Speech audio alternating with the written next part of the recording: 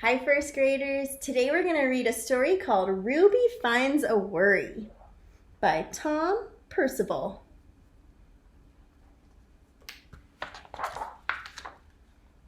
Here's Ruby. Ruby finds a worry. Ruby loved being Ruby. She loved to swing up high, and she loved to explore wild, faraway places. Sometimes she even went all the way to the very bottom of the garden. Ruby was perfectly happy until one day she discovered a worry. It wasn't a very big worry. In fact, it was so small that at first Ruby hardly noticed it. But then the worry started to grow. Each day it got a little bit bigger. It just wouldn't leave her alone. It was there at breakfast, staring at her over the cereal box, and it was still there at night when she brushed her teeth. The funny thing was that no one else could see Ruby's worry, not even her teacher. So Ruby pretended that she couldn't see it either. She tried to carry on as if everything was normal, but it just wasn't. The worry was always there, stopping her from doing the things that she loved. Ruby wondered if the worry would ever go away. What if it didn't? What if it stayed with her forever? Ruby didn't realize it, but she was doing the worst thing you can ever do with a worry. She was worrying about it. Now the worry was enormous. Look how big that is. It could barely fit in the kitchen at dinner time. It filled up half the school bus. And it took up whole rows at the movie theater.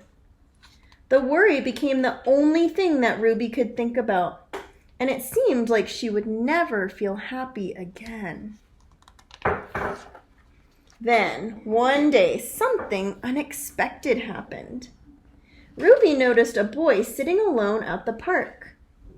He looked how she felt, sad. And then she noticed something else. Something hovering next to him.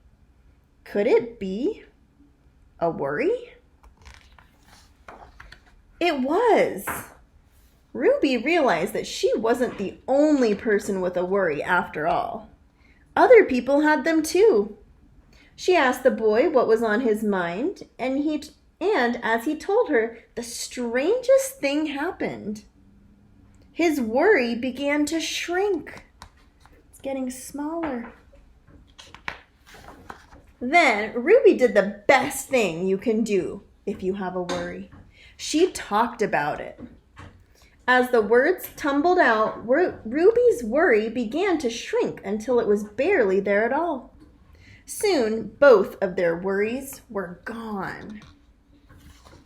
Finally, Ruby felt like herself again.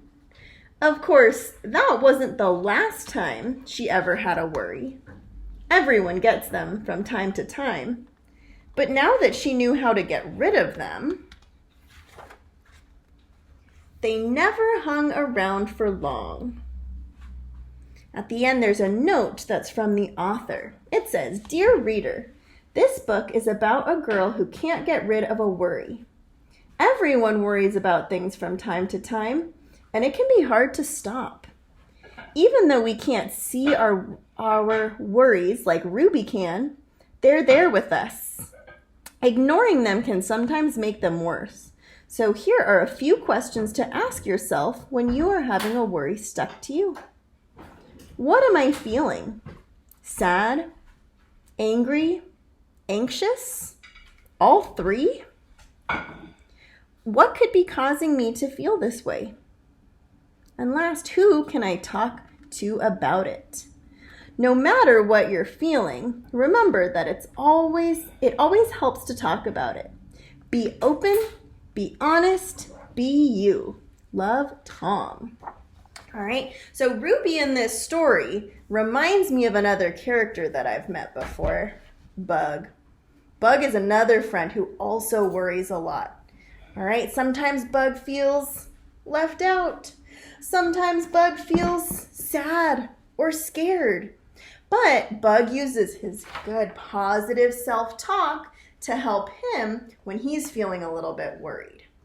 All right, something that Ruby did in our story was she learned how to